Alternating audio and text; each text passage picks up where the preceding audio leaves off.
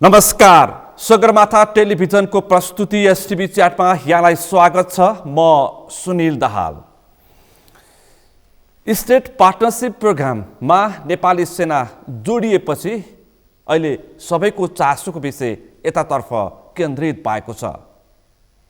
सैन्य रणनीतिमा कसरी सेना कहाँनेरि झुक्यो अथवा सेनाले कहाँनेरि ढङ्ग पुर्याएन, कूटनीतिक मा सेना कहाँनेरि चुक्यो र सेनाले सिधै किन पत्र पठायो, सेनाका किन थरी अभिव्यक्ति आए, जसले गर्दा समग्र सेनाको विषयमा यतिखेर चासो र चिन्ता व्यक्त भइरहेको छ। राजनीतिक दलहरूले असक्षमता प्रस्तुत गरिरहेका बेलामा सबैको विश्वास र अन्तिम आश सेना किन एउटा संस्थामाथि निर्भर हुन पुग्दैछ, कहाँनेरि चुक्यो सेना, अहिले सबैको चासो यो रहेको छ। आज हामी विशेष गरी यो स्टेट पार्टनरशिप प्रोग्राममा सेनासँग जोडेका विषय प्रसङ्गमा बढी केन्द्रित रहेर यसको वास्तविकता, यथार्थ र आवश्यकतामाथि छलफल गर्दैछौँ। आजको यो छलफलमा मसँग सहभागी हुनुहुन्छ पूर्व जर्नल नेपाली सेना सुरक्षाविद डाक्टर केशर बहादुर भण्डारी। यहाँलाई स्वागत छ। धेरै धन्यवाद। आराम हुनुहुन्छ? ठिकठाक। अवकाश प्राप्त भइसकेपछि पनि तपाईँ निकै नै सक्रिय हुनुहुन्छ, होइन? लेख रचना, अभिव्यक्ति, सञ्चार माध्यममा। त्यो राम्रो कुरा हो नि, सबैले सकिन्छ भने गर्नुपर्ने काम भन्न ठान्छु म चाहिँ नि।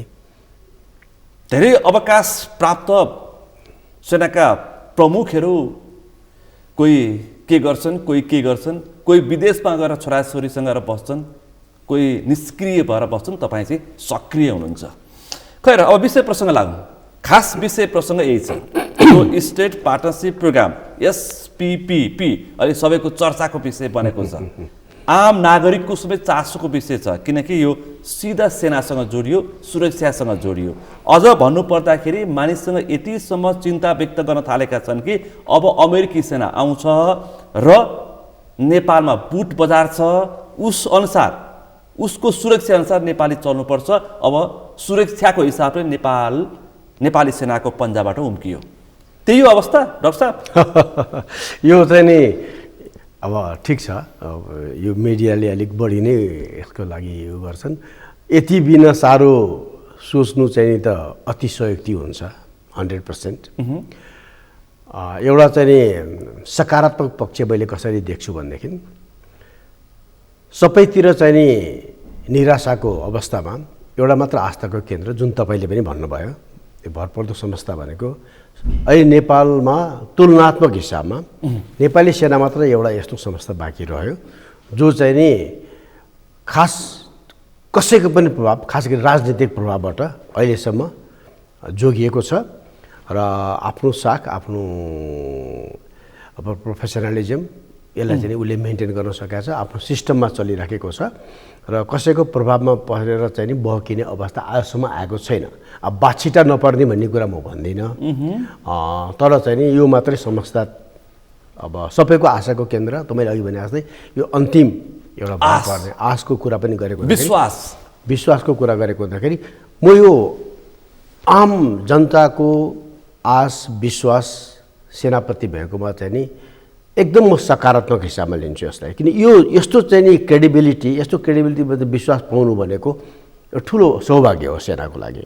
यसले गर्दाखेरि पनि सेनाको साना साना कुरा पनि सबैजनाको चासो रहनु, फेरि अर्को नितान्त चाहिँ नि सकारात्मक पक्ष हो, ताकि सेनाले झुकेर पनि कुनै गल्ती नगरोस्, झुकेर पनि नचुकोस्। र यो चाहिँ नि एक किसिमबाट जुन पब्लिकको, हजुर डाक्टर साहबले सेना झुकेर पनि नचुकोस् र झुकेर पनि नभुलोस्, तर सेना यो स्टेट पार्टनरशिप प्रोग्राम साझेदारीमा चाहिँ झुक्यो कि चुक्यो? म त्यसको बारेमा तपाईँलाई भन्छु। ल सुरु गरौँ। अब त्यही कारण यो अवस्था हुँदाखेरि नेपाली सेनालाई चाहिँ नि औँला खडा गरिदिने, यस्तो किसिमको चाहिँ अलर्ट गराइदिने चाहिँ नि जुन सकारात्मक भूमिका छ पब्लिकको र मिडियाको पनि, आम बुद्धिजीवी सबैजनाको जुन सकारात्मक भूमिका छ, त्यो चाहिँ नि राम्रो कुरा हो। सेनाको लागि पनि देशको लागि पनि। अब तपाईँले यो एसपी मैले भन्ठाने थिएँ यो स्टेट पार्टनरसिप प्रोग्राम त हिजोदेखि विषयान्तर भयो भन्ठाने थिएँ मैले, यो विषय भन्ठाने थिएँ। अब तपाईँले फेरि यो बारे अझ बढी जानकारी लिने प्रयास गर्नुभयो, यो पनि राम्रो कुरा। हिजोबाट अझै धेरै पेचिलो बन्यो, अब त आरोप प्रत्यारोप सुरु भयो। हिजो केपी शर्मा ओलीले एकले अर्कालाई आरोप लगाउनु भयो, त्यस अगाडि ठ्याक्कै एक दिन अगाडि पुष्पकमल दाहाल प्रचण्डले केपी शर्मा ओलीलाई आरोप लगाउनु भयो। फेरि हिजो सुशील कोइराला, अहिले उहाँ जीवित हुनुहुन्न, पूर्व प्रधानमन्त्री तत्कालीन प्रधानमन्त्री सुशील कोइरालामाथि आरोप लगाइयो। अब हिजोदेखि चाहिँ यसको सम्पूर्ण आरोप फेरि सेनातर्फ केन्द्रित भएको छ। यस्तो छ नि, तपाईँले जो जतिको नाम लिनुभयो महापुरुष भन्नुभयो अरूको, तिनीहरूको त कामै त्यति मात्रै हो, आरोप प्रत्यारोप। देशमा गरेकै के छन् र तिनीहरूले अरू के गर्न सक्छन्? आरोप प्रत्यारोप, गाली गलोच र निकृष्ट ढङ्गबाट जुन प्रस्तुत हुनुहुन्छ उहाँहरू, अब उहाँहरूको औकातै त्यही हो कि कुनै एउटा यसो सोचौँ न, सबैले आफ्नो छोरछोरी राम्रो होस् भन्ने चाहन्छ कि, ताकि बाउको तस्बिर जुँदाखेरि मेरो बाउ यस्तो थियो भन्ने घमण्ड गर्न सकोस्, गर्व होस्। अब छोरो भएको हैसियतमा त्यो हिसाबमा कुनै को तपाईँ नाम लिनुभयो, कति गौरव गर्छ त्यसको छोरछोरीले अथवा त्यसको सन्तान नाति पनातिहरूले, त्यो चाहिँ नि उहाँहरूले अब पनि नसोच्यो भनेदेखि ठुलो एउटा चाहिँ नि पुस्तासम्म उहाँहरूको लागि राम्रो नहोला, छोडिदिउँ, त्यो उहाँहरूको कुरा भयो। तपाईँले यो सेनालाई उनीहरूले आफू चाहिँ नि आरोप प्रत्यारोप गर्नुमा चाहिँ नि मेरो कुनै टिका टिप्पणी केही छैन, उनीहरूको चरित्रै त्यही हो, ठिक छ, उनीहरूको चाहिँ शैली नै त्यही हो, मेरो केही भन्नु छैन। तर सेनामाथि अब चाहिँ नि पानीमाथि ओबानो हुनु खोज्ने हिसाबमा सेनामाथि चाहिँ नि आरोप प्रत्यारोप गरिदिएपछि चाहिँ नि उनीहरूले चाहिँ हामी त होइन सेना मात्रै दोषी हो भन्ने कुरा भयो। अब त्यो चाहिँ नि अब त्यसलाई मैले राम्रोसँग कसैले चाहिँ नि अलिकति कति भित्री कुरा सेनाले सबै कुरा भन्दैन कि, जस्तो हुन त अलिकति पृष्ठभूमि त भनेको छ सेनाले, सेनाको पहिला विज्ञप्ति आयो होइन, अब त्यो विज्ञप्ति आएपछि चाहिँ नि अब यस्ता पेपरहरू लिक भए, जुन सेनाले लेखेको चाहिँ पत्रहरू दुईवटा पत्र लिक भयो हो, किनकि सेनाले यो भन्दै आएदेखि यो विवादै रहने थिएन। सेनाले पहिला नै यो पनि यस्तो हामीले लेखेका थियौँ, त्यसको अलावा चाहिँ नि हामीले सम्झौता अरू कुनै समझदारी यस्तोमा हामीले केही पनि गरेको छैन, यति भनिदिएको भएदेखि यो चिज त्यही बेला नै चाहिँ नि टन्टै साफ हुने थियो। सेनाले यहाँनिर चाहिँ नि अलिकति ढङ्ग पुऱ्याएन, चुक्यो भन्छु म यसमा चाहिँ नि, यो विषयमा चाहिँ नि। अब जुन विज्ञप्ति निकाल्यो त्यो ठिकै छ, अब परिवेश त पनि अलिकति उनीहरूले भनेका छन्, यो खास चाहिँ नि नितान्त त्यो भूकम्पको बेलाको चाहिँ नि जुन क्राइसिस थियो नि, यति ठुलो क्राइसिस भयो कि त्यसलाई म्यानेजै गर्न सक्ने क्षमता नेपालमा देखिएन, भद्रगोले जस्तो पनि भयो र म्यानेज त गर्यो, तर जस्तो किसिमको म्यानेज हुनुपर्ने त्यो ढङ्गको म्यानेज गर्न सेनालाई हम्मे नै पर्यो। अब जस्तो सुकै भए पनि राम्रो नराम्रो भए पनि अब म्यानेज भयो, ठिकठाक भयो। र त्यो बेला एउटा रियलाइजेसन के भयो भने यो नेपालले यस्तो किसिमको चाहिँ मेजर क्राइसिस पर्दाखेरि र त्योभन्दा धन्न त्यो बेला एयरपोर्ट त चल्यो हाम्रो, त्यो पनि चलाउन नसक्ने अवस्था हुनसक्थ्यो भन्दाखेरि योभन्दा पनि ठुल्ठुलो डिजास्टर त हुनसक्छ, सम्भावना छ भनेपछि यो क्षमता हामी कहाँ चाहिँ कमी रहेछ, यो समस्या भयो भनेर चाहिँ नि यो विषय चाहिँ नि प्रधानमन्त्री सुशील कोइराला समक्ष राखियो।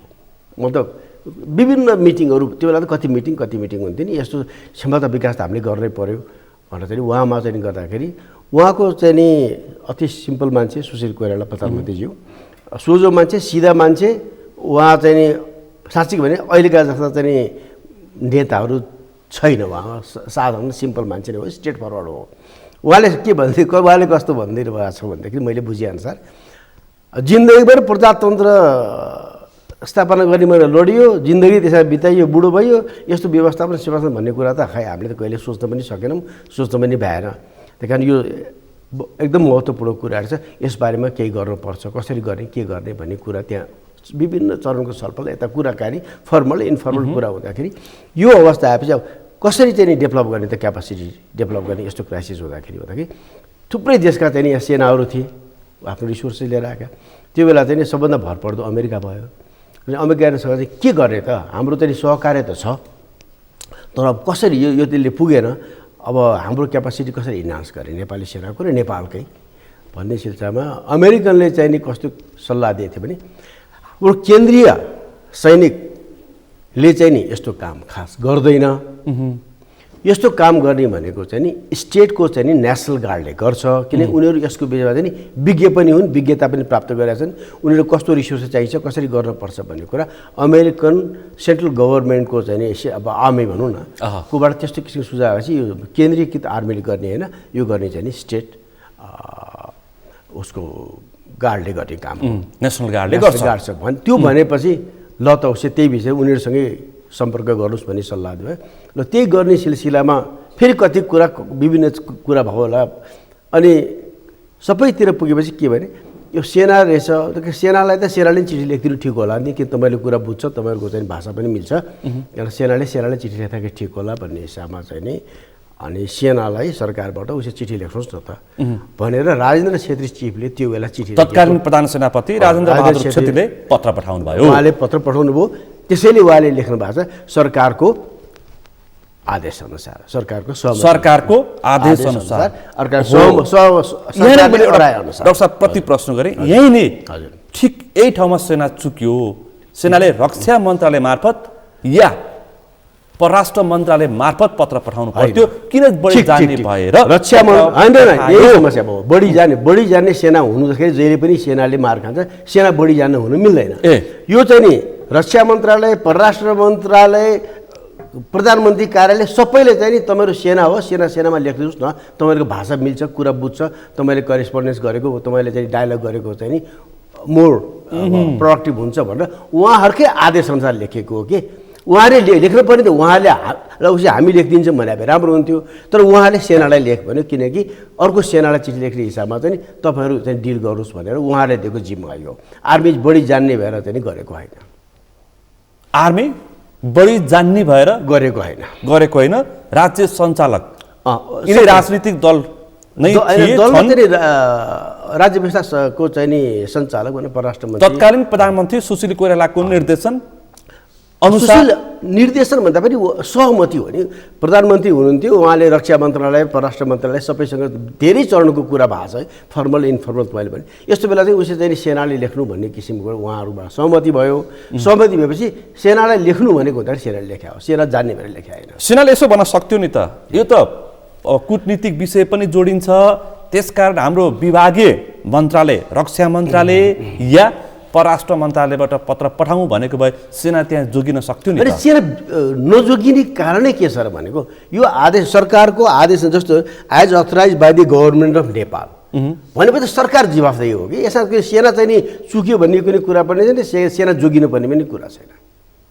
मैले देख्दैन सरकारकै आरोप सेनातर्फ थोपार्ने प्रयास भइरहेछ। पानीमाथि ओह्रालो हुन खोज्नेहरूले जुन गर्न खोजेका छन् त्यो कुनै चाहिँ नि लचारपाट लाग्ने चाहिँ नि आलङ्गे छैन। उनीहरूको हजारौँवटा चाहिँ दोष लिएर बसिरहेका छन्। अब यो सानो झिना मसिना कुरामा अर्कोलाई दोष पन्चाएर आफू चाहिँ पानीमाथि उभ्याउनु हुनु खोजेर यो कहीँ पुग्नेवाला छैन। यो हिन्द प्रशान्त रणनीति सैन्य रणनीति अन्तर्गतको स्टेट पार्टनरसिप प्रोग्राम SPP 90 देशमा लागू भइसकेको रहेछ।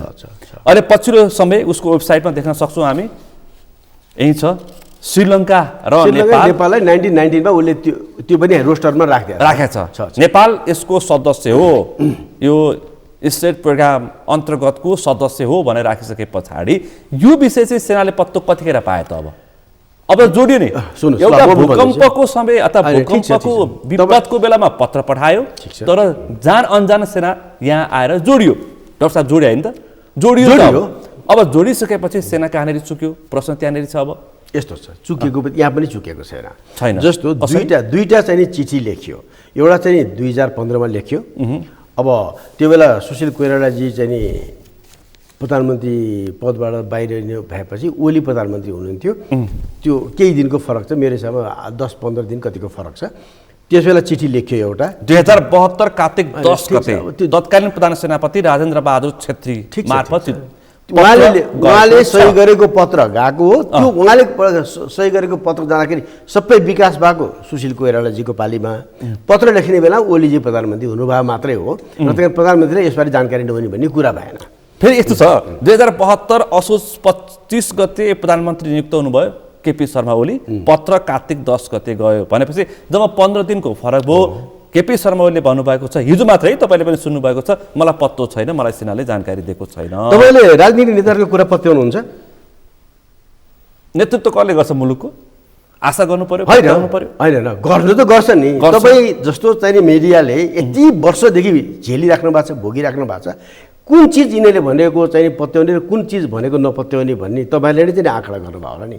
त्यही कारण मलाई पत्तो छैन। उहाँले अर्को छलफलको विषय त्यो उहाँले मलाई थाहा छैन भनेर उहाँ जोगिनु खोज्नुभयो। दर्शकले भनेको पनि म नकार्न सक्दिनँ है फेरि, बस सिम्पल कुरा। तर पनि पाइन्छ, उहाँले भन्न पाइन्छ, मलाई थाहा थिएन भन्न पाइयो उहाँले, किन प्रमाण त छैन नि त। छैन। अब उहाँले थाहा छैन भन्नुभयो, तर उहाँ प्रधानमन्त्री हुँदाखेरि गएको थाहा छैन भनेदेखि अब गर्नुहोस् न कारबाही, सक्नुहुन्छ? अनि त्यसपछि निस्केला नि त उहाँको पनि आन्द्रामुढीहरू। मैले कि यस्ता कुरा दोषारोपण गरेर आफू ज्ञानी हुने, अर्का दोष ठहराउने यो गलत शैलीबाट चाहिँ नि राज्य व्यवस्था सञ्चालन उहाँ महान ठुल्ठुला मान्छेहरूले यति सस्तो नहुँदाखेरि राम्रो। ठिक छ, त्यो बेला चाहिँ जे छ उहाँले त्यही कुरा भन्दै हुन्छ।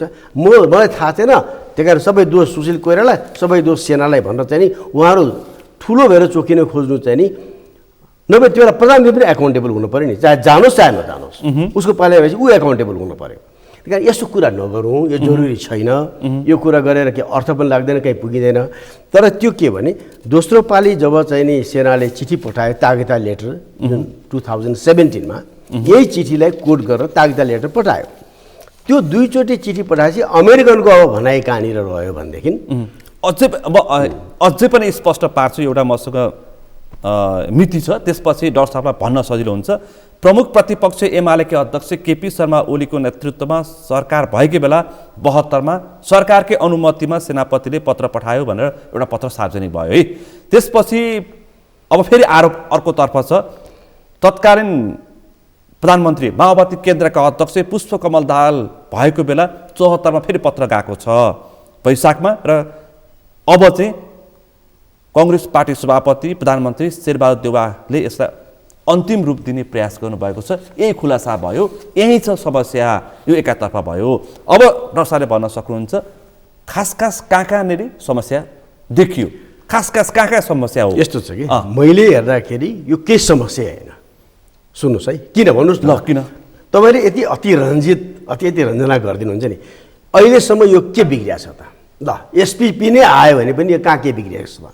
एक नम्बर कुरा, जुन चिठीको कुरा गर्दै हुनुहुन्छ, यो राजनीतिले के चिठी लेखा, तिनीहरूले के बोलेको भन्ने कुरा म टिका टिप्पणी नै गर्दिनँ। किनकि तपाईँले सुरुमै चाहिँ नि जुन ब्याकग्राउन्ड भन्नुभयो, विश्वसनीयता गुमाएको, अब तिनीहरूको कुरा सुनेर बस्नु, तपाईँले जुन ब्याकग्राउन्ड भन्नुभयो त्यति बेला काफी छ। त्यही कारण उहाँहरूले के गर्नुभयो, के गर्नु भएन, के गर्नुहुन्छ र के गर्दै हुनुहुन्छ भन्ने कुरामा चाहिँ त्यो उहाँहरूकै विषय भयो, त्यो हाम्रो विषय भएन, एटलिस्ट मेरो विषय भएन।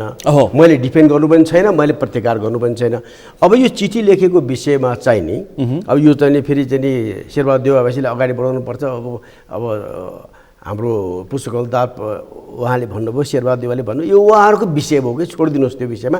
एकैछिन यी पात्रलाई थाँती राखेर म सेनासँग मात्र केन्द्रित मैले खालि यही विषयमा मात्रै किन भन्नु खोजेँ भने जब अघि नेपाललाई चाहिँ सदस्य बनायो भनेर तपाईँले भन्नुभयो नि यस 2019 मा, त्यो ठिक हो। अमेरिकनहरूको एउटा चाहिँ नि तपाईँले त अब तपाईँको साथीहरू कति नजिकका छन्, अब कति कुरा बुझ्नु भएको छ, तपाईँको सबै कुरा तपाईँले नबुझेको छैन। अमेरिकनहरूको एउटा राम्रो पक्ष म के भन्छु भनेदेखि, अब राम्रो मैच्योर देश हो, उनीहरूको चाहिँ नि इन्स्टिट्युसनल मेमोरी राम्रो छ, रेकर्ड सिस्टम राम्रो छ। त्यसपछि उनीहरूले आफ्नो चासो, अमेरिकन इन्ट्रेस्ट संसारमा कसैको इन्ट्रेस्टसँग मिलोस् नमिलोस् केही मतलब छैन। आफ्नो इन्ट्रेस्ट उसले जहाँ पनि चाहिँ नि प्रत्यक्ष रूपमा देखिने गरी उसले लागू गर्न प्रयास गर्छ, लागू गर्नलाई चाहिँ नि उसले भन्छ, लुकाएर भन्दैन। एउटा कुरा त्यो राम्रो पक्ष हो नि त। मलाई यो चाहिन्छ भनेपछि म यो लिन्छु, यो चाहिन्छ भन्ने किसिमबाट उसले लिखित र बोलेर पनि गर्छ र आवश्यकता अनुसार उसले त्यो प्रस्तुति पनि गर्छ। यही सिलसिलामा जब हामीले दुईचोटि चाहिँ नि रिक्वेस्ट लेटर पठायौँ जङ्गी अड्डाबाट, राजेन्द्र छेत्री चिफ साहबले नै लेख्नु भएको छ। दुईचोटि लेखेर पठाएपछि उनीहरूले र नेपालबाट दुईचोटि रिक्वेस्ट आएपछि र तिमीहरू पनि स्टेट पार्टनरसिप प्रोग्राममा चाहिँ नि हामीले रोस्टरमा तिमीहरूको नाम राखेँ भनेर भन्यो। अब सदस्य, यसलाई तपाईँ सदस्य भन्नुहोस्, जस लिस्टमा हाम्रो नाम पनि चढ्यो र त्यो लिस्टमा चढ्ने सिलसिलामा तपाईँले अब अलिकति यो ग्रे एरियामा जान्छु म।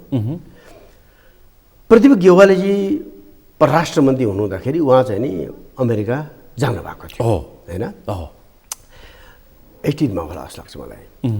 पोम्पियो उहाँको चाहिँ नि विदेश मन्त्री हुनुहुन्थ्यो अमेरिकाको। त्यो बेला पोम्पियोले हाम्रो परराष्ट्र मन्त्रीलाई यो आइपिएस इन्डियन पेसिफिक स्ट्र्याटेजीको विषयमा नेपालले सेन्ट्रल रोल खेल्न पर्यो र नेपालले सेन्ट्रल रोल खेल्न पर्यो भनेर उहाँलाई भनेको कुरा त्यो उनीहरूको विज्ञप्तिमा प्रसारण गरेको छ होइन। विवाद पनि भयो होइन, विवाद हुने छ। यो त हामीले चिठी लेखेको हो, जङ्गी अड्डाले चिठी लेखेको हो, चिठी लेखेको आधारमा उसले रोस्टरमा राख्यो मिल्यो, आधार छ। अब प्रदीप गेवालीजीले लाई पोम्पियोले नेपालले आइपिएसमा केन्द्रीकृत भूमिका खेल्न पर्छ भनेर जब विज्ञप्ति निकाल्यो भने त्यो चिज कसले हुन्छ भने त कसैले भन्यो होला, भनेन होला त, त्यसैले लेख्दैन। तर गेवालीजीले आजसम्म पनि त्यो कुरा प्रस्ट्याउनु भएको छैन। के भन्नु पर्यो, तैँले नभनेको कुरा भनिस्, कसरी भनिस् भन्दा स्पष्टीकरण सोध्नु पर्यो अमेरिकाको चाहिँ फरेन मिनिस्टरलाई सोध्नु पर्यो नि, यदि औकात छ भने। उहाँले संसदमा उठेर बोल्नु भएको छ 2 दिन अगाडि प्रस्ताव आएको हो, हामीले थाँती राखेका हौँ, समझदारी गरेका छैनौँ यो सम्बन्धी। यो तपाईँको भन्नुभएको तपाईँले पनि सुन्नु भएको छ। स्टेट प्रोटेक्सन प्रोग्रामको कुरा गरेको छैन मैले कुरा गर्दा इन्डियन इन्डो पेसिफिक स्ट्र्याटेजीमा नेपालले केन्द्रीकृत भूमिका खेल्न पर्छ भनेर चाहिँ नि प्रदीप गेवालीजी भिजिटमा जानु हुँदाखेरि अमेरिकनको चाहिँ नि आधिकारिक ढङ्गबाट जुन विज्ञप्ति आयो त्यसै त उसले त्यो विज्ञप्ति निकाल्न सक्दैन। कहीँ न कहीँ के सहमति त होला, के प्रमाण नभए त उसले निकाल्न सक्दैन। त्यो चिज त आजसम्म चाहिँ नि हाम्रो परराष्ट्र मन्त्रीले प्रश्न पार्नु भएको छ नि। यदि अमेरिकनले चाहिँ मनगणित तालमा चाहिँ नेपाललाई अप्ठ्यारो पार्न लेखा चाहिँ अमेरिकालाई पनि हामीले स्पष्टीकरण सोध्नु पर्यो। सोध्यो भने यस्तै पत्र देखाउँछ अमेरिकाले, पक्कै पनि देखाउँछ। त्यही कारण यो चिज मतलब मैले भन्दाखेरि खुल्छ। कसैले आफू ज्ञानी हुँदै ज्ञानी भएको प्रमाण खोज्दै 15 मिनटमा पत्र सार्वजनिक भएका छन्। त्यसले गर्दाखेरि हामीले यस्तै किसिमबाट चाहिँ नि आजसम्म त्यो कुरा हामीले लुकाएको छ भनेपछि प्रदीप गेवालीले स्पष्ट पार्नुपर्छ। मेरो हिसाबमा उहाँले अनिवार्य स्पष्ट पार्नु, किनकि अमेरिकाको हिन्द प्रशान्त सैन्य रणनीतिमा नेपालले केन्द्रीकृत भूमिका खेल्नलाई कुन किसिमबाट हामीले खेल्छौँ भने हो त्यो चिज त प्रश्न पर्यो नि। त्यो त ठुलो, यो चाहिँ सबभन्दा ठुलो महत्त्वपूर्ण विषय हो। यो त एक धेरै ठुलो, यो त के पनि होइन, यसमा के भएकै छैन। यो पत्र केही पनि होइन, पत्र हो। मतलब यो पत्रको आधारमा उसले चाहिँ नि रोस्टरमा राख्यो, आधार छ नि त उसको, पत्र पठाएको किन राखिस् भन्दाखेरि यस कारण राखेँ मैले भन्छ नि त उसले, भनिरहेछ। त्यो चिज त कसरी राखिस् भन्दाखेरि हामीले सोध्ने औकात छ त हामीसँग हो। मैले यस्ता चिजहरू भइराखेका छन्। योभन्दा त्यो धेरै सिरियस। र 2 नम्बर कुरा, यो आइपिएसमा जति कुरा उचालिएको छ नि, यो सबै कुरा चाहिँ नि यति संवेदनशील भयो जुन चाहिँ नि यो 10 बुँदे मस्यौदा आयो नि सही गर्नको लागि हो होइन। अब 10 बुँदे मस्यौदामा चाहिँ कतिपय बुँदाहरू एकदमै आपत्तिजनक छन्। राष्ट्रिय हित, राष्ट्रिय स्वार्थ, राष्ट्रिय सार्वभौम सत्ता र धेरै किसिमका राष्ट्रिय स्वाभिमान धेरै विषयमा त्यहाँ 4-5 वटा बुँदा चाहिँ नि एकदमै चाहिँ नि के छ त आपत्तिजनक बुँदाहरू छ। नेपालको उच्च भूभागमा गएर सैन्य तालिम गर्ने त्यो तपाईँहरूले चाहिँ बुझेको कुरै समस्या, सक्कली कुरा बुझेको छैन तपाईँहरूले। बुझि के हो त? ल प्रश्न पार्नुहोस् त, अहिले भन्नुहोस् त। ल नेपालको उत्तरी सेनामा चाहिँ डाँडा काँडा चाहिँ एकदम उच्च हिमालयमा गएर अभ्यास गर्ने, किन गर्ने त्यो अभ्यास? के को लागि गर्ने होला? चाइनालाई च्याउनलाई? हामीले त्यही बुझ्छौँ। अहिलेको जमाना के हिमालको टुप्पा डाँडाको टुप्पा गएर च्याउने समय हो अहिले? त्योभन्दा टेक्नोलोजी कहाँ पुगिसक्यो, त्यहाँ पुगेर च्याउनु पर्छ र? सूचना र प्रविधिको हिसाबले विश्व कहाँ पुगिसक्यो, त्यहाँ गएर च्याउनु पर्दैन कि एउटा मतलब यो ठिक छ। हाम्रो पब्लिक अब तपाईँहरूसँग चाहिँ यस्तो कुरालाई चाहिँ नि एकदमै चाहिँ नि कति संवेदनशील भन्नुहुन्छ तर तपाईँले के कुरा चाहिँ नि अझै पनि त्यसलाई जति महत्त्व जसले पनि त्यही भनेको छ तपाईँलाई मात्रै भन्दैन नागरिकको चासो पनि त्यो पनि किन उहाँहरूले त्यो चासो राख्नु त राष्ट्रियताप्रतिको चासो राखे असाध्यै राम्रो कुरा तर उहाँले चाहिँ नि गहन चिजमा चाहिँ नि उहाँहरूले अलिकति चाहिँ नि देख्नु भएन हिमालको टुप्पा देख्नुभयो चाइना हेर्छ भनेर अब त्यहाँ गएर चाइना हेर्नु पर्दैन कि अहिले यो जमानै यो छैन कि हिमालको टुप्पा गएर चाइना हेर्ने बेला छैन अहिले हेर्नु पर्दैन चाइना हेर्ने धेरै तरिका छन् ओके त्यसको अलावा फेरि तपाईँले यो पनि भनिदियो अलिकति पुरानोमा गएर 1947 जब चाहिँ नि अब हाम्रो त रिलेसन त त्यो बेला भइसकेको थियो नि त जस्ट हामी कति 75 वर्ष अहिले मनाउँदैछौँ होइन भारत स्वतन्त्र हुनुभन्दा अगाडि नै चाहिँ अमेरिका र हाम्रो द्विपक्षीय सम्बन्ध भइसकेको थियो नि त त्यो बेला चाहिँ नि अमेरिकाले के भनेको छ भने उनीहरूको चाहिँ अफिसियल स्टेटमेन्टमा एसियामा चाइना र भारतलाई चीन र भारतलाई अब्जर्भ गर्ने निगरानीमा राख्नको लागि नेपाल एसियाको ककपिट हो त्यही कारण नेपालको महत्त्व उसले 1947 मै चाहिँ नि यो चिज उनीहरूले आधिकारिक विज्ञप्ति निकालेको छ 1947 मा नै चाइना र इन्डियालाई वाच गर्ने अथवा अब्जर्भ गर्ने चाहिँ नि एसियाको ककपिट भनेको नेपाल हो त्यही कारण नेपालको महत्त्व यति छ भने उनीहरूले त्यो बेला नै चाहिँ नि आइडेन्टिफाई गरेको छ त्यो बेला चाइना त एक किसिमबाट नन एक्जिस्टेन्ट नै थियो नि केही पनि थिएन अब यस्ता चिजहरू आए त्यो भयो उनीहरूले आफ्नो स्ट्रेटेजी बनाए बसे समस्या केही पनि भएन अब अहिले आएर चाइना त्यो छैन चाइना त अहिले वास्तवमा संसारभरिमा रसिया फर्स्ट कि चाइना फर्स्ट अमेरिकाको एडभर्सरिज को भन्ने कुरा अब चाहिँ रसिया फर्स्ट कि चाइना फर्स्ट भन्ने कुरा आयो तर चाहिँ इन्डो पेसिफिक स्ट्राटेजीमा मैले भने अमेरिकनहरूको एउटा मलाई मनपर्ने पक्ष अरूलाई कस्तो हुन्छ थाहा छैन मलाई उनीहरू आफ्नो चिजहरू चाहिँ प्रष्ट ढङ्गबाट राख्छन् आफ्नो राष्ट्रिय इन्ट्रेस्ट नेसनल इन्ट्रेस्ट र उनीहरू कुनै पनि चिजहरू प्रष्ट ढङ्गबाट राख्छन् र चाइनालाई उनीहरूले चाहिँ नि एडभर्सरिज भन्छ कि लेखेको पनि छ बोल्छन् बोला पनि छ अब अस्ति हाम्रो भर्खर आउनुभएको जर्साब फ्लिन जुन एसिया पेसिफिक उहाँले पनि एडभर्सरिज भनेर भाषण गर्नुभएको छ किन यो राम्रो पक्ष हो र कुनै पनि देशले आफ्नो इन्ट्रेस्टको लागि त त्यो बढाउँछ नि जसले जे सक्छ त्यही गर्छ जो विश्व नेतृत्व गर्छु भनेर हिँडिरहेछ त्यो हामीले पनि हाम्रो इन्ट्रेस्ट त्यसै बढाउनुपर्छ के जसले जे सक्छ त्यही कारण हाम्रो इन्ट्रेस्ट होला जोगिने उसको इन्ट्रेस्ट होला चाहिँ नि सबैलाई पेल्ने वाट एभर तर यो देशको कुनै पनि देशले त्यो गर्छ के गर्नुपर्छ गर्छ पनि हामी पनि भोलि शक्तिशाली भयो भने हामी पनि गर्छौँ स्वाभाविक होइन जस्तो इजरायल सानो देश छ नि त तरुलाएर बसेको छ नि वरिपरिलाई सकेर हो नि त अब हामी अलिकति सक्दैनौँ अब हामी बसेर बस्छौँ फरक त्यति मात्रै हो अब डाक्टर साहब त्यो 10 बुँदाभित्रको 10 बुँदामा डाक्टर साहबले अझै पनि चिन्ता गर्नुपर्ने विषय सञ्चार माध्यममा आएको चिन्ता भन्दा पनि 10 बुँदामा अर्को चिन्ता गर्नुपर्ने विषय के हो र एकदमै चिन्ता गर्नुपर्ने विषय पहिला त यो 10 बुँदे मस्यौदा आयो यसको आधिकारिकता आजसम्म पुष्टि भएको छैन कहीँ पनि पुष्टि भएको छैन अब पुष्टि नभएको भन्दैमा यो होइन भनेर चाहिँ नि हामीले नकार्न पनि मिल्दैन यस्तो चाहिँ कस्तो कहाँबाट आयो किन आयो र यसको मैले चाहिँ नि यसो पृष्ठभूमि मैले चाहिँ नि यसको अलिकति विश्लेषण गर्नु पर्यो भने जब हाम्रो रक्षा मन्त्री मिनेन्द्र रिजाल हुनुहुन्थ्यो नि उहाँलाई चाहिँ पेन्टागनमा निमन्त्रणा गरेर 4-5 दिनको भिजिटको लागि अमेरिकाको र उहाँ त्यहाँ गएर चाहिँ यो सही गर्ने यो चाहिँ नि स्टेट पार्टनरसिप प्रोग्राममा सही गर्ने भन्ने बुँदा थियो उहाँ एकदमै हौसिनु भएको थियो यो सही गर्नुपर्छ भनेर र सही गरेपछि उहाँलाई यो 10 बुँदे मस्यौदा हेरेर हौसिनु भयो कि नहेरेर हौसिनु भयो कि खालि पेन्टागनमा डाकेर एउटा सेतो कागजमा सही गर भने सही गर्ने हिसाबमा जानु खोज्नु भयो कि उहाँले म रक्षा मन्त्री नेपालको रक्षा मन्त्री पहिलोपल्ट पेन्टागनमा डाकेको त्यही कारण म त्यहाँ जाँदैछु भन्ने कुरा उहाँलाई चाहिँ नि एकदमै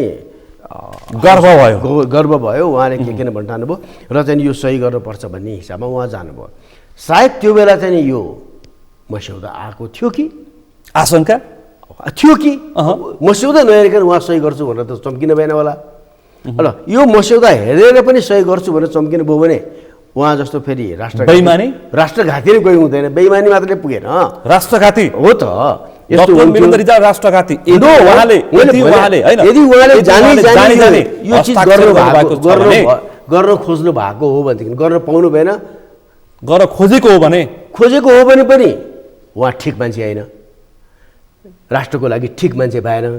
अब थाहै नपाइकन जान लाग्नु भएको छ भने त्यस्तो रक्षा मन्त्री ओहदा सम्हालेर बसेको मान्छेहरूले के भन्ने अलिकति भएन। डक्टर वीरेन्द्र रिजाल होइन बुझे, अमेरिकामै कति हुर्किनु भयो, अब के गरे उहाँले, फेरि हामीले भन्दा धेरै अमेरिका बुझेको मान्छे पनि हो, उहाँको सम्बन्ध अमेरिकासँग पनि छ।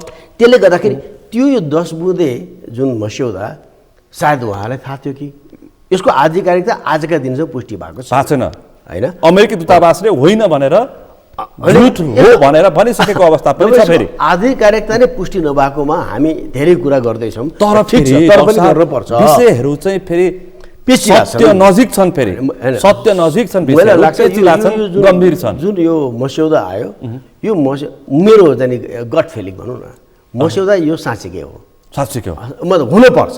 यो आधिकारिकता पुष्टि छैन भने चाहिँ यो होइन भन्दा पनि पाइयो। तपाईँ पूर्व जर्नल, तर लजिकली हेर्दाखेरि जानेको मान्छे, अनुभव प्राप्त व्यक्ति हो। लजिकली हेर्दाखेरि यस्तो चाहिँ नि यो चिजमा चाहिँ नि त्यो मस्यौदा कसैले ओनरसिप नलिए पनि सायद मस्यौदा त्यही हुनुपर्छ, कसैले ओनरसिप नलिए होस् तापनि, आधिकारिकता पुष्टि नभए तापनि। र अब त्यो चिजमा चाहिँ नि उहाँ चाहिँ नि जान पाउनु भएन। अब उहाँलाई अलिकति नमजा लाग्यो होला, तर यदि यो मस्यौदामा सही गर्न उहाँ जान लाग्नु भयो हो भनेदेखि उहाँ जान नपाएको देशको लागि राम्रो भयो, त्यसलाई त्यही छोडिदिउँ। त्यो उहाँको अब 10 बुँदामा एकदमै चाहिँ नि डरलाग्दो समस्या चाहिँ के हुन्छ भनेदेखि सबैभन्दा पहिले त अमेरिकन फौज नेपालमा आएर बस्न पाउने सबैभन्दा ठुलो डरलाग्दो कुरा त्यो। अमेरिकन फौजले यहाँ चाहिँ नि सरकारले जमिन किन्न सिन्न पर्यो भने सरकारले उहाँलाई सहजीकरण गराइदिने, उपलब्ध गराइदिने, र उपलब्ध गराएपछि त्यो जुन 5 करोड डलर 50 मिलियन होइन, 5 करोड डलर चाहिँ नि उहाँले दिने, त्यही उहाँहरूको चाहिँ नि त्यो जग्गा किन्न, अब उनीहरूको जे बनाउने इन्फ्रास्ट्रक्चर जोड्न, अब चाहिने चिजहरू सबै गरी एक किसिमबाट यसलाई बेस त नभनौँ तर चाहिँ अमेरिकन सेना आएर बस्ने एउटा ठाउँ बन्नको लागि नै त्यो खर्च गरेर त्यहीलाई चाहिने इक्विपमेन्ट्सहरू चाहिँ नि जम्मै जोड्नको लागि गर्ने। र अमेरिकन फौज नेपालमा बस्ने भन्नु नै हाम्रो परराष्ट्र नीति, विदेशी फौज भन्नु किन अमेरिकन भन्नु, कुनै पनि विदेशी फौज नेपालमा बस्ने भन्न साथै हाम्रो परराष्ट्र नीतिको बर्खिलाप हो, हाम्रो चाहिँ नि डिफेन्स पोलिसीको बर्खिलाप हो, राष्ट्रिय सुरक्षा नीतिको बर्खिलाप हो, संविधानकै पनि बर्खिलाप हो।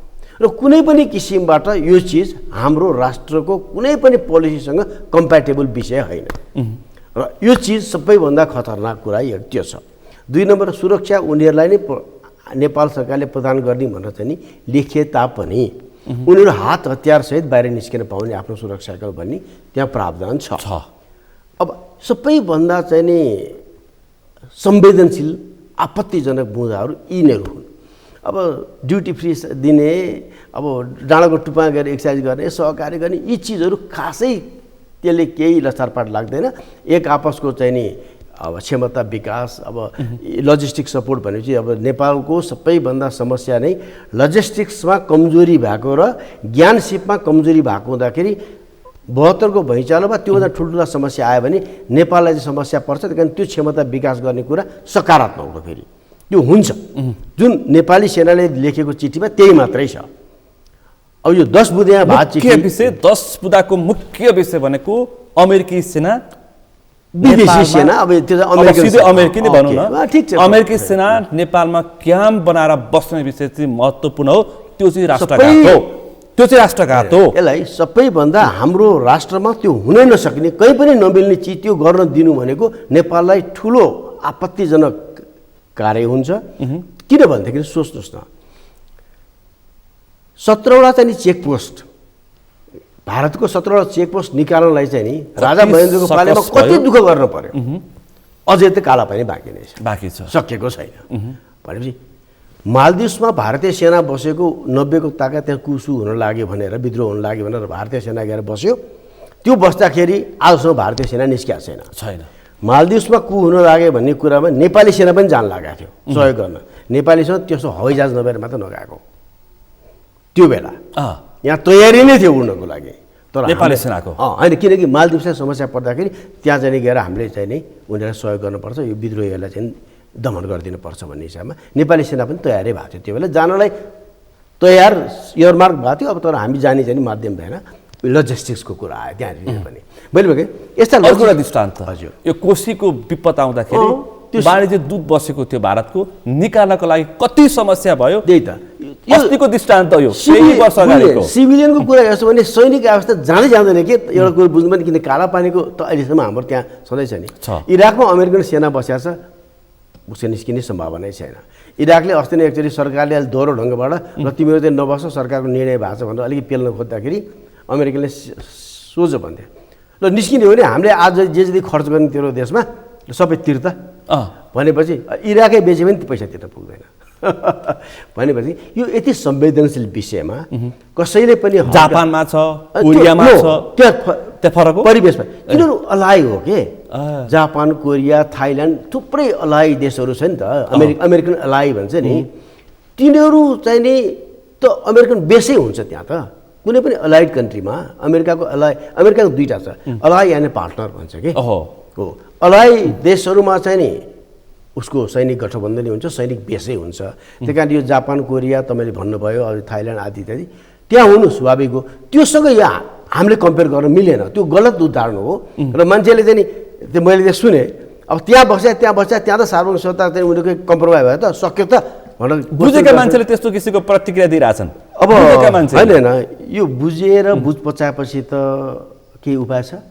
किन नबुझेको हुन पनि सक्छ। यसरी लाज पचाउने हो भनेदेखि नखचरको औषध नै छैन, छैन नि त। अब बुझेर पनि बुझ पचाउने हो भने तपाईँ गर्ने के त, अब त्यसको पनि के औषधि छैन। त्यही कारण यसको चाहिँ नि अब ठिक छ, उहाँहरूले चाहिँ नि अलिकति अलाइ भने के, फेरि त्यो लेभलको मान्छेले अलाइ भने नबुझ्ने कुरा पनि मिल्दैन। फेरि कोही एउटा चाहिँ साधारण सडकमा हिँड्ने मान्छेले थाहा पाउँछ त्यो त। साधारण चाहिँ यसो कसैले भनेको भएदेखि त ल त बुझेन होला भन्ने, न त अलाइ र पार्टनर्समा फरक छ। नेपाल अमेरिकाको फेरि चाहिँ नि पार्टनर हो नि। सुन्नुहोस् है, पार्टनर कस्तो पार्टनर भने हामी चाहिँ नि जुन यो चिठीमा लेखेका छ नि, यस्तो कार्यको लागि हामी अमेरिकाको पार्टनर हौँ। जस्तो शान्ति सेनाको कुरा गर्नुहोस्, हामी चाहिँ डिजास्टर रिलिफ र चाहिँ नि ह्युमेनिटेरियन एसिस्टेन्स विपद व्यवस्थापन कुरा होस्, अनि यसको लागि चाहिने लजिस्टिक्सको कुरा होस्, त्यही विपद व्यवस्था भने ह्युमेनिटेरियन एसिस्टेन्स नेचरल डिजास्टर त्यसको विषयमा होस्, र त्यसको लागि काम गर्नको लागि जुन क्षमता विकास त्यो विषयमा चाहिँ सहकार्य होस्, जोइन्ट एक्सर्साइज होस्, हाम्रो चाहिँ नि एक आपसको चाहिँ नि ज्ञान सिपको आदान प्रदान गर्ने विषयमा होस्, अब ट्रेनिङ एक्सचेन्जका कुराहरू भयो, यो सबैमा हामी गरिरहेका छौँ। यो त हाम्रो विगतदेखि नै भइरहेको छ, यो पार्टनर हो कि। अमेरिका भन्दा अन्य देशहरूसँग पनि भइरहेको छ, चीनसँग गर्ने भन्ने विषय चाहिँ विवाद भइरहेको छ। होइन भएको छैन, चीनसँग पनि हामीले एक्सर्साइज गर्छौँ नि त, चीनसँग पनि हामीले एक्सर्साइज गर्छौँ नि त।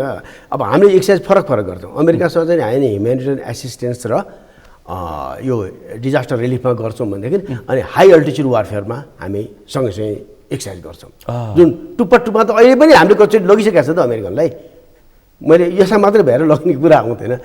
हाई अल्टिच्युड वारफेयरमा अमेरिकन सेना र हाम्रो सेनाले धेरै अगाडिदेखि नै जोइन्ट एक्सर्साइज गर्छन्, तालिम लिन आउँछन्। त्यहाँ संयुक्त तालिम भइरहेछ, मतलब त्यहाँका चाहिँ विद्यार्थीहरू हाम्रो चाहिँ स्कुलमा तालिम लिन आउँछन्। हाई अल्टिच्युड संस्थागत रूपमा आइरहेछ कि संस्थागत, अफिसियल हो, अफिसियली यसको लुकाउने कुरा छैन नि त। यो चिज हाम्रो चाहिँ सहकारी सबै धेरै देशसँग छ नि। हाम्रो त नेपाली सेनाले विभिन्न मुलुक गर्छ, यस्तो किसिमको एक्सर्साइज तालिम इत्यादि गर्छन्। हो, यस्तो चिजमा हामी पार्टनर हौँ अमेरिकासँग।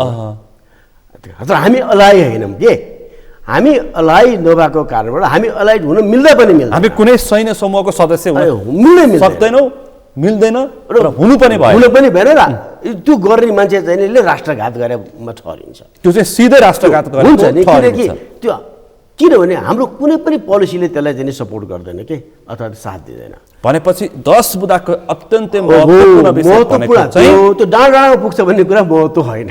उच्च हिमाली भूभागमा गएर संयुक्त तालिम गर्छ भन्ने विषय महत्त्वपूर्ण होइन। अहिले पनि भइरहेछ, तर सैन्य क्याम्प राख्ने विषय चाहिँ अत्यन्तै जटिल। विदेशी सेना नेपाली भूमिमा बस्ने, अब अर्को तपाईँको बस्ने कुरा चाहिँ नि ठुलो आपत्तिजनक कुरा हो र त्यो हुन मिल्दैन, कसैले पनि गर्न दिन पाइँदैन। र सेनाले यो विषयमा प्रष्टसँग बोलेको पनि छ। हिजो चिफ साहबको पनि मैले सुने, त्यहाँ त्यो के राज्य व्यवस्था समिति यहाँ बोल्नु भएको, यो चिज हुँदैन। गर्दैन, सम्भव छैन, गर्दैन। र यो कुरा सेनाले बुझेको सर, भनेको पनि छ। अब यो चिठीमा चाहिँ नि अलिकति ढङ्ग नपुर्याएको विषयमा चाहिँ नि सबैले चाहिँ नि खेल्ने मौका पाए, धमिलो पानीमा माछा मार्ने भन्छ नि, यसमा त हाम्रो राजनीतिक पार्टीहरू धेरै माहिर छन्। तर यसो केही लसारपाट पनि लाग्दैन, मतलब पनि छैन। हो, सेनाले चाहिँ नि आफूले गल्ती गरेको। तर यसो भन्यो नि त के भन्यो भन्दाखेरि यदि तिमीहरू यो स्टेट पार्टनरमा प्रोग्राममा चाहिँ सहभागिता हुन चाहँदैनौ भनेदेखि पत्र पठाएर अलग हुन सक्छौ भनेर अमेरिकी दूतावासले किन भन्यो त फेरि? त्यो भनेको कुरा ठिक छ, उसले किन हुन्छ, एउटा क्लोजमा त्यो पनि छ, 6 महिनाको स्वीकृति दिएर। अब अमेरिकाले जुन हामीले दुईवटा चाहिँ निवेदन पठायौँ, रिक्वेस्ट लेटर पठायौँ, त्यो रिक्वेस्ट लेटरको आधारमा उसले चाहिँ रोस्टरमा राख्यो, अथवा चाहिँ सदस्य भनेर नेपाललाई र श्रीलङ्कालाई चाहिँ उसले इन्कर्पोरेट गर्यो। अब तिमीहरू बस्ने छैन भनेदेखि बस्दिन मैले चिठी लेख्यो, हामी निकालिदिन्छौँ भन्ने कुरा गर्यो। यसले बसिसकेको सङ्केत गर्छ नि त डाक्टर साहब। कहाँ बसिसकेको? सदस्य भइसकेको हुन चाहेको तपाईँले कसो नेपालको निवेदन पाएपछि तिमीले निवेदन गरे अनुसार हामीले तिमीलाई रोस्टरमा राखिदिउँ भनेर भनेको हो कि तिमीहरूको मेम्बरको आधारमा। तिमीहरूलाई पनि हामीले चाहिँ मेम्बरलाई चाहिँ नि स्वीकारेको हो भनेर भनेको। अब मेम्बर भएर चाहिँ नि कार्यान्वयन गर्नुको लागि त कहीँ न कहीँ सहमति सिग्नेचर भएको छैन, त्यो भएको छैन नि।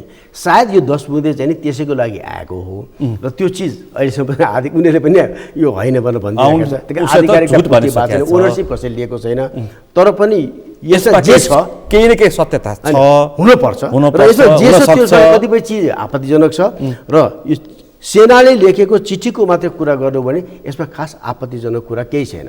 अनि म त अझै मेरो एडभोकेसी अझै के छ भनेदेखि नेपाली सेनाले अमेरिकासँग धेरै लामो समयदेखि सहकार्य गर्दै आएको एउटा राम्रो सहयोग दिन सक्ने क्षमतावान देश हो। जस्तो उदाहरण लागि हामीलाई निकै अगाडि 2टा स्काई ट्रक हवाईजहाज दिएको छ अमेरिकाले।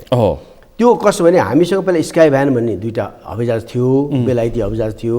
त्यो पुरानो भएर रिटर्न भएपछि नेपाललाई समस्या भयो स्टल एयरक्राफ्टको लागि भनेपछि अमेरिकाले 2टा चाहिँ नि हामीलाई त्यो सब हवाईजहाज दिएको छ। 2टा हेलिकप्टर आइसकेको छ, त्यो चाहिँ नि अझ पछि आउने क्रममा छ। त्यसपछि फेरि 2टा हेलिकप्टर आइ नै सक्यो, त्यो छँदैछ हाम्रो चाहिँ। अब यसपछि पनि 2टा हेलिकप्टर आउने पाइपलाइनमा छ, अब अलिकति डिले भइरहेको छ। यो यस्ता सहयोग चाहिँ त नेपालले त्यस्तो सहयोग लिनुपर्छ। नेपालसँग छैन, क्षमता छैन, लिनुपर्छ। तर अब यो चाहिँ सैन्य साझेदारी अन्तर्गतको पहिलो सहयोग हो भनेर मान्छेले अर्थाइरहेछन्। त्यो पनि मिल्छ। सैन्य साझेदारी लजिस्टिक्सका कुराहरू लिनै पर्छ भन्छु म त। सुन्नुहोस्, किनभने यसमा हिन्द प्रशान्त सैन्य रणनीति अन्तर्गत चाहिँ हो कि होइन? के कुरा? यो अहिले सहयोग यो 2टा हेलिकप्टर होइन, आउने गरेका हेलिकप्टर, आउने गरेका सामान। सुन्नुहोस्, म तपाईँले भन्दैछु यो तपाईँले यो मैले प्रश्न एकदमै जरुरी देखेँ। आइपिएस हिन्द प्रशान्त रणनीति त्यो मुन्तिर एमसिसी पनि त्यसकै मुन्तिर छ। यो चाहिँ जुन स्टेट पार्टनरसिप प्रोग्राम पनि त्यसकै मुन्तिर छ।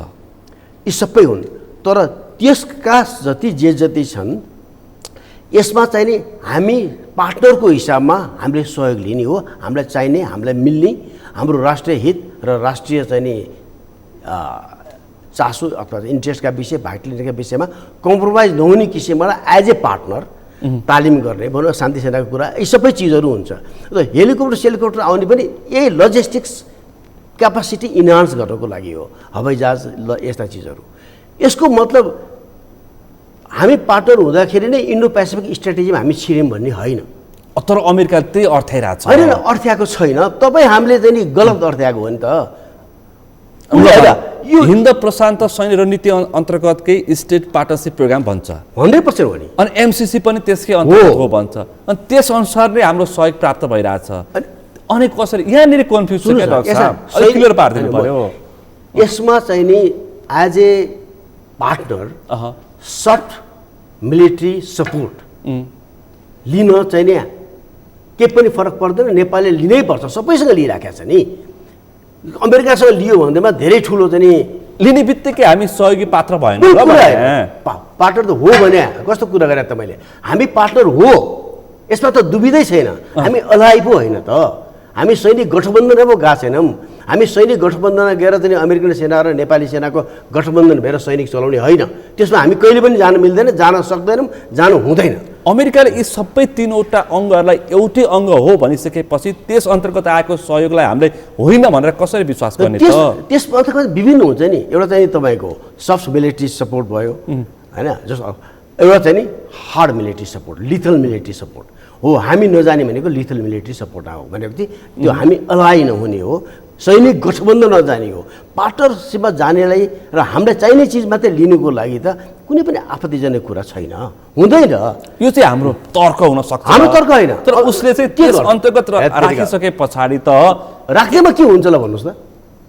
राख्ने बित्तिकै तिमीले यस अन्तर्गत सहयोग चाहिँ लाने अनि होइन भन्ने भनेर प्रश्न गर्दैन त डाक्टर साहब? यस्तो त्यो तपाईँले मेरो भाषा तपाईँले बुझाउनु पार्टनर त मैले हो नै भनेको छु नि। हामी चाहिँ नि अमेरिकन अलाइ एन्ड पार्टनर्स भनेको पार्टनर हामी हौँ, तर हामी कस्तो भने सफ्ट मिलिट्री इङ्गेजमेन्टको लागि पार्टनर हौँ। हामी कुनै चाहिँ सैनिक गठबन्धनको पार्टनर होइन, होइन, बिल्कुलै होइन। प्रष्ट भयो हुन्छ, एकदम प्रष्ट भयो हुन्छ। यसमा एउटा पनि शङ्का छैन। र सैनिक गठबन्धनमा जाने भन्ने कुरा हामीले फेरि चाहिँ नि सपना पनि सोच्नु हुँदैन। त्यो सोच्यो भने राष्ट्रद्रोह त्यही हुन्छ। यो चाहिँ नि जुन स्टेट यो पार्टनरसिप प्रोग्रामको जुन यदि मस्यौदा यही हो भनेदेखि यो चाहिँ नि एकदम आपत्तिजनक छ। झन्डै झन्डै सैनिक गठबन्धनमा जाने जस्तो कुरा आउँछ यसमा। यसले स्पष्ट सङ्केत गर्छ यो चिज चाहिँ नि हामीले कुनै यो चिजको ती बुँदाहरू सेनाले यसमा प्रष्ट पार्नुपर्छ होइन। त्यो चिजमा यो यदि यो चाहिँ नि बुँदाकोमा चाहिँ नि यस्ता चिजहरूलाई जम्मै झिकेर बाँकी फेरि लिनु मिल्छ। हेरौँ यो 10 बुँदाको पनि आधिकारिकतामा होइन, आधिकारिकता खुल्छ आधिकारिक नै हो भए तापनि यसमा भएको आपत्तिजनक कुराहरू कुनै पनि लिन मिल्दैन। त्योदेखि बाहेक यो चाहिँ नि अरू चिज आपत्तिजनक नभएका चिजहरू लिइराखेका छौँ र लिन मिल्छ र लिन पर्छ भन्छु म चाहिँ नि। त्यही कारण यो टोटल चाहिँ नि यो स्टेट पार्टनरसिप प्रोग्रामलाई जुन हाम्रो एक्सट्रिम कुरा गरे बन्द गर्ने के जरुरी छैन त। यो सपोर्ट कसरी आउँछ त? हामीलाई चाहिने आधारभूत चिजहरू त चाहियो नि त। अमेरिकाले यसरी छुट्याइदिएको भए चाहिँ हामीलाई पनि सहज हुन्थ्यो। यो सैन्य गठबन्धन होइन भनेर छुट्याइदिएको भएदेखि हामीलाई लिन सजिलो हुन्थ्यो। उसले घुमाउरो पाराले यो सैन्य गठबन्धन अन्तर्गत सहयोग हुन सक्छ भन्ने भनेपछि अनि हामीलाई त्रास पर्न भयो। उनीहरूको इन्ट्रेस्ट उसले पाए त सैनिक गठबन्धनै गर्ने हो चाहन्छ होइन। इन्ट्रेस्ट त उसले पाएन, उसले म यसो गर्छु भन्न पायो, उसले त्यो हिसाबमा कदम चाल्न पायो, त्यो हिसाबमा पहल गर्न पायो, त्यो हिसाबमा इङ्गेजमेन्ट डेभलप गर्न सबै पाइन्छ। उसको इन्ट्रेस्टलाई त उसले प्रमोट गर्छ। अब हामीले सहयोग लिँदाखेरि सैन्य गठबन्धन अन्तर्गतको सहयोग हो कि होइन भनेर प्रष्ट भएपछि मात्रै लिनु पर्यो। अब अर्कालाई चाहिँ नि दोष लाउने होइन, हामी ठिक हुन पर्यो हो। हामी चाहिँ नि यो चिज हामी लिन्छौँ, यो चिज ठिकठाक छ, तपाईँ हाम्रो सम्बन्धको लागि अझ हुन्छ, तर यो चिज हामीले गर्दैनौँ भनेर हामी ठिक हुने। अमेरिकाले प्रश्न पार्ने होइन, यो हामीले प्रश्न पार्ने हो कि हामी प्रष्ट हुनु पर्यो। ऊ त प्रष्टै छ नि। उसले पाए त तपाईँलाई चाहिँ नि अलाइ नै बनाउँछ, किनकि उसको इन्डो पेसिफिक स्ट्राटेजी भनेको चाहिँ सिधा कुरा छ एडभर्सरीलाई चाहिँ नि घेर्ने, एडभर्सरीलाई कन्टेन गर्ने। सुरु भएको चाहिँ कम्युनिस्ट शासन आउँदा पूर्वी युरोपेली मुलुकहरूमा भोगेको आर्थिक ब्रेकअवे रिपब्लिकबाट यो प्रारम्भ भएर छ। बेलारुस र यो लिइसक्यो। यो अर्को चाहिँ अल्बेनिया र लात्भिया यिनीहरूले चाहिँ 1911 यसले फिर्ता ल्याएर छ। यो 2011 इतिहासको मतलब होइन, यो सुरुवात भएको कन्सिभ भएको चाहिँ नि ब्रेकअवे रिपब्लिक रसियाबाट छुटेकालाई सहयोग गर्न चाहिँ नि आएको कन्सेप्ट हो। सोभियत सङ्घबाट छुटेका देशहरूलाई सोभियत सङ्घ पनि उसको उद्देश्यले एडभर्सरी नै हो। त्यही कारण वरिपरिकालाई चाहिँ उसले हातमा लिनलाई गरेको दुःख थियो तिनीहरूलाई साह्रै। भर्खर भर्खर छुटेको धेरै समस्या थियो, त्यसमा चाहिँ मौकामा चाहिँ नि चौका हान्न खोजे। उनीहरूले पनि कति कति गरे, त्यो छोडिदियो त्यो कुरा। हामी जोगिने हामीले हामीलाई के चाहिन्छ, मलाई चाहिँ नि जाडो महिनामा छ मलाई ब्ल्याङ्केट चाहिन्छ भन्ने काम त मेरो हो नि, मलाई जाडो महिना छ हाफ टी सर्ट चाहिन्छ मेरो भन्ने काम मेरो काम होइन नि त। के चाहिन्छ के हुनुपर्छ भने यो हाम्रो हो। अमेरिकाले यो प्रश्नैद्यावे हुन्थ्यो भनेर सोच्नु चाहिँ नि त्यो मेरो हिसाबमा ठिक लजिक होइन। हामीले भन्नु पर्यो, हामी प्रष्ट हुनु पर्यो, हामी प्रष्ट हुनु पर्यो। त्यति क्षमता हामीले राख्न सक्नु पर्यो नि त। राज्य व्यवस्था सञ्चालन गर्ने हो भने, राज्य व्यवस्था सञ्चालन गर्ने हो भने त्यति चाहिँ क्षमता राख्नु पर्यो नि। हिजो क्षमता राख्न नसकेर मैले यसो हेरेँ, अब यो चाहिँ नि अब हाम्रो परराष्ट्र मन्त्रीले अस्ति एउटा कुरो यो त छेडिका आउने 5 वर्ष आउने जाने हो, सहयोग गर्ने हो, लाखा लुखर कुरा गरिदिनु भएको थियो। हिजो आएर हाम्रो भीम रावलजीले रेखरेखी पारेपछि अब यो लिन कदापि हामी लिन सक्दैनौँ भनिदिनु भयो फेरि। अनि त्यहाँदेखि फेरि समितिको नेपालमा फेरि आदेश दिने काम आएको छ। म गृहमन्त्री गयो ल सबै सुरक्षा ठिक पार भन्ने आदेश दिनुभयो, म परराष्ट्र मन्त्री गयो परराष्ट्र नीति ठिक पार भन्ने आदेश दिने, वडा अध्यक्षदेखि लिएर प्रधानमन्त्रीसम्मले आदेश मात्रै दिने, काम केही पनि नगर्ने। आदेश त कति कति झर्छ नि त। झर्छ। हो, हिजो पनि त्यो राज्य व्यवस्था समितिले आदेश दियो ल यो विषयमा चाहिँ बन्द गर्नु भनेर, अनि फेरि अध्ययन गर्ने टोली पनि गठन गर्ने। अध्ययन गर्ने टोली गठन गरेर सिफारिस आएपछि ल यो लिने नलिने बन्द गर्ने यसरी लिने भन्नु पर्ने, ल यो चाहिँ नि रोकिदिनु अनि अध्ययन गर्नु अरे। मतलब सबै कुरा यो कार्ट बिफोर द हर्स भन्छ नि त्यो।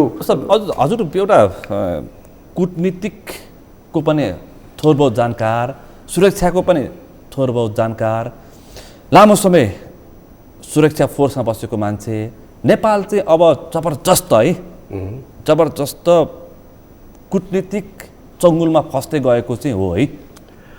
त्यो त यस्तो छ नि, सबैले त्यो प्रयास गर्छन् नै शक्ति राष्ट्रहरूले र चाहिँ त्यही कारण चाहिँ तपाईँले भन्नुभयो सुरक्षामा थोर बहुत जानकार भन्नु, मेरो हिसाबमा सुरक्षामा म राम्रै जानकार हुँ, मैले थोर बहुत जानकार होइन, परराष्ट्रमा अलिकति भन्नुभयो ठिक होला। ठिकै छ। अनि त्यसपछि परराष्ट्र नीतिमा कस्तो पर्न आयो भनेदेखि हाम्रो त्यहाँ पनि फ्लज देख्छु मैले।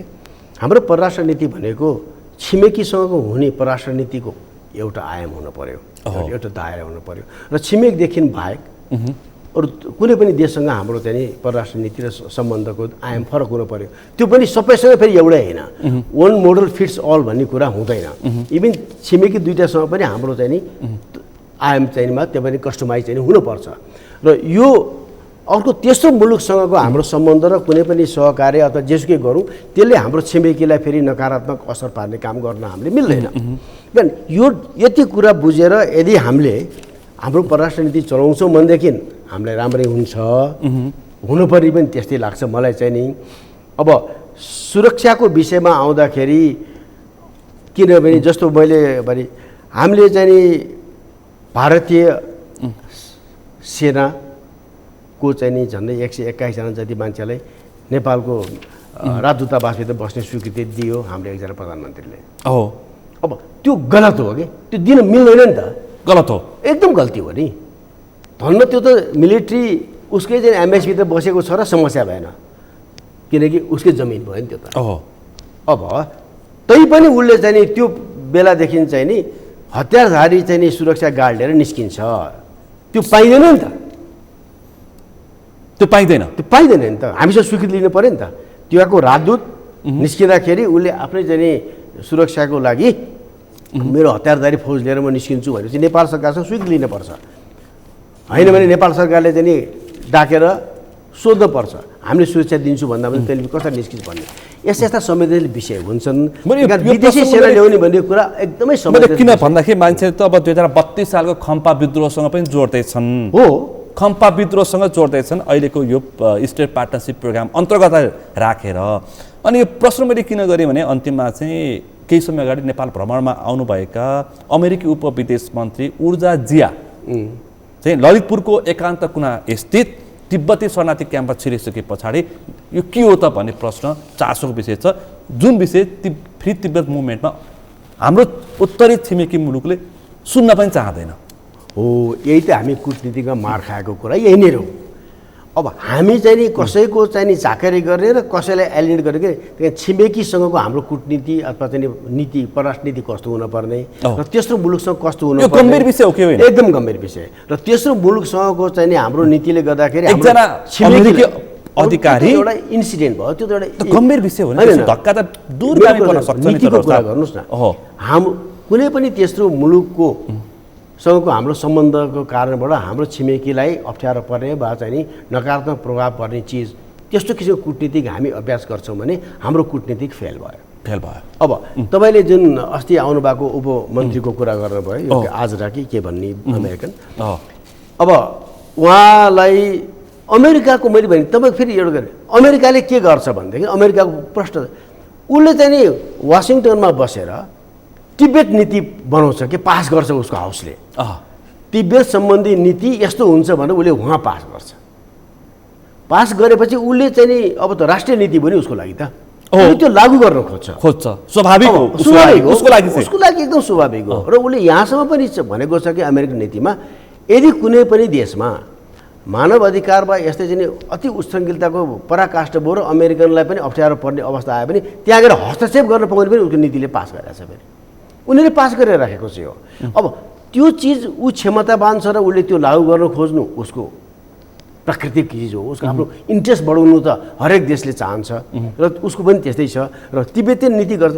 अब उसले त्यो लागू गर्न खोज्दा हामीले लागू गर्न दिन नदिन त हाम्रो कुरा भयो नि त। हामी गाउँमा पनि हुँदैन। घोषणा कति डरलाग्दो हो? ठिक है, डरलाग्दो होइन, ठिक छैन, ठिक होइन। डरलाग्दो त खास के पनि छैन, भइरहेको छैन। चीनले एमसीसी पास गर्दाखेरि हरेक विषयवस्तुमा अत्यन्तै चासोको साथ प्रतिक्रिया दियो, जस्ताको तस्तै प्रतिक्रिया दिएको थियो नि एमसीसीको विषय उठ्दाखेरि। त्यसकारण यो पनि उसले गम्भीरताका साथ हेरेको हुनसक्छ। होइन, उनीहरूको नीतिमै पर्यो। अमेरिका त नीतिमा पर्यो। हाम्रो कमजोरी कहाँ भयो भन्ने मेरो प्रश्न। हामीले यस्तो चिज हाम्रो प्रश्न भने हाम्रो भूभागबाट यस्तो एक्टिभिटिज हामीलाई गर्न मिल्दैन र तपाईँलाई यो गर्न दिँदैनौँ, सरी तपाईँलाई यस्तो भिजिट हामी गर्न दिँदैन, हामीले रोक्नु पर्ने हो। मान्छे यतिसम्म अर्थाएका छन् कि नेटोको सदस्य लिने र नलिने विषयमा युक्रेन र रसिया बिचको वार अब नेपालमा सुरु हुँदैछ। यो एमसीसी, यो स्टेट पार्टनरसिप प्रोग्राम, सैन्य रणनीति सबैले गर्दाखेरि फस्यो नेपाल, फस्यो। अब अहिलेसम्म फस्या छैन, चुक्नु हुन्न, अबसम्म फस्या छैन, फस्नु हुँदैन र ठिकै भएको छ, सही भएको छैन। अब यो चिज आधिकारिकता आयो भने नि सही गर्नु भएन, सही नगरेपछि खासै फरक परेन। अब एमसीसीको कुरामा जे जति भयो हामी पास गरिसक्यौँ। अब त्यसलाई चाहिँ नि हामीले म्यानेज गरेर राष्ट्रिय हित अनुकूल हुने ढङ्गबाट अगाडि बढाउनु पर्छ। म्यानेज गर्ने भन्ने कुरा अप्ठ्यारो पऱ्यो भने स्टल गर्नुपर्छ, धेरै तरिका छ। अब त्यसलाई म्यानेज गर्ने मात्रै, अब बेस्ट म्यानेज गर्न सक्नु पऱ्यो ताकि सर्प पनि मरोस्, लट्ठी पनि नभाँचोस्। त्यो ढङ्गबाट चाहिँ नि एमसीसी लिइसकेपछि त्यसलाई स्वीकार्नुको विकल्प छैन। अब यो विषयमा चाहिँ नि हामीले आपत्तिजनक क्लजहरू राखेर यसलाई स्वीकार्न मिल्दैन र यो सही गर्न मिल्दैन। आजको छलफलको अन्तिम निष्कर्ष यही नै हो। यसभन्दा तलमाथि गरियो भने यो 10 बुँदा चान्चु नै छैन, बिल्कुलै छैन। सब जस्ताको तस्तै गऱ्यो भने अन्तिम एउटा प्रश्न, सुरक्षाको हिसाबले नेपाल कस्तो अवस्थामा छ? एक लाइनमा सुरक्षाको हिसाबमा चाहिँ नि नेपाल त्यस्तो संवेदनशील त भएको छैन, तर विभिन्न चाहिँ नि राजनीतिक कारण र म अब राष्ट्रिय सुरक्षाको हिसाबमा हेर्दाखेरि राष्ट्रिय सुरक्षाको सबैभन्दा महत्त्वपूर्ण सुरक्षा भनेको राजनीतिक सुरक्षा हो। राजनीतिक बिग्रिएपछि सबै थोकै बिग्रिन्छ र नेपालको लागि डरलाग्दो अवस्था चाहिँ नि राजनीतिक सुरक्षा तहस नहस भयो र त्यो हो सबभन्दा ठुलो खतरा हाम्रो लागि। जब चाहिँ नि तहस नहस भएपछि त्यसमा जसले पनि चलखेल गर्न सक्छ, चलखेल गर्न फ्री फर अल हुन जान्छ र यो हो हामी सतर्क हुनुपर्ने। अब यो चिजमा चाहिँ नि राज्यको कुनै पनि संयन्त्रले त्यो सोचेको छैन। राष्ट्रिय सुरक्षा परिषद भन्ने सिँगै छ, त्यो नामको लागि भएको छ। राष्ट्रिय सुरक्षा परिषद सचिवालय भन्ने बनाएका छन्, त्यसलाई चाहिँ नि बेकामी बनाएर राखेका छन्। अब राष्ट्रिय सुरक्षा नीति नै लागू गर्न नसक्ने, संविधानै लागू गर्न नसक्ने, अब जे मन लाग्यो त्यो चाहिँ नि राजनीतिक मान्छेले पार्टीले गर्दै जाने हो भने देशको राजनीतिक सुरक्षा चाहिँ सबैभन्दा महत्त्वपूर्ण। राजनीतिक सुरक्षा भने राजनीति ठिक भएपछि देश सबै ठिक। हस्त र साहब, अत्यन्तै महत्त्वपूर्ण विषय, जनताले अत्यन्तै चासोको साथ हेरेको विषयवस्तुमा तपाईँले स्पष्ट पार्ने प्रयास गर्नुभयो, समय पनि दिनुभयो, समाजमा पनि सहायता जनाइदिनु भयो, त्यसको लागि विशेष रूपमा आभार व्यक्त गर्न चाहन्छु। यहाँलाई पनि धन्यवाद। जनताको चासो नेपाली सेनाप्रति त्यत्रो चाहिँ नि चासो राखेर नेपाली सेना चुक्नुहुन्न त्यति आस्था राखेकोमा चाहिँ नि साँच्चीकै सकारात्मक कुरा हो र जङ्गी अड्डाले यसलाई अझ बढी चाहिँ नि सिरियसली लिन्छ भन्ने कुरा म विश्वस्त छु। पाठ सिक्नु पर्यो यसबाट, जङ्गी अड्डाले पाठै सिक्ने त नहुनु, मतलब एक कुरा राम्रोसँग चाहिँ नि हेर्दै गर्नु पर्यो। आज हामीले विशेष गरी यो स्टेट पार्टनरसिप प्रोग्राममा बढी केन्द्रित रहेर समग्र नेपालको सुरक्षा अवस्था र यसको उपयुक्तता, आवश्यकता र यसले निम्त्याउन खोजेको गम्भीरता के हो र नेपाल कहाँनिर सचेत हुनुपर्छ भन्ने विषय प्रसङ्गमा केन्द्रित भएर छलफल गऱ्यौँ। आजको यो छलफलमा मसँग सहभागी हुनुहुन्थ्यो नेपाली सेनाका पूर्व जनरल सुरक्षाविद डाक्टर केशर बहादुर भण्डारी। आज विषय प्रसङ्ग यति नै। भोलि अर्को विषय प्रसङ्ग साथ एसटिभी च्याट ल्याउने बाचा गर्दै म सुनिल दाहाल पनि बिदा चाहन्छु। सगरमाथा टेलिभिजन हेर्दै गर्नुहोला। नमस्कार।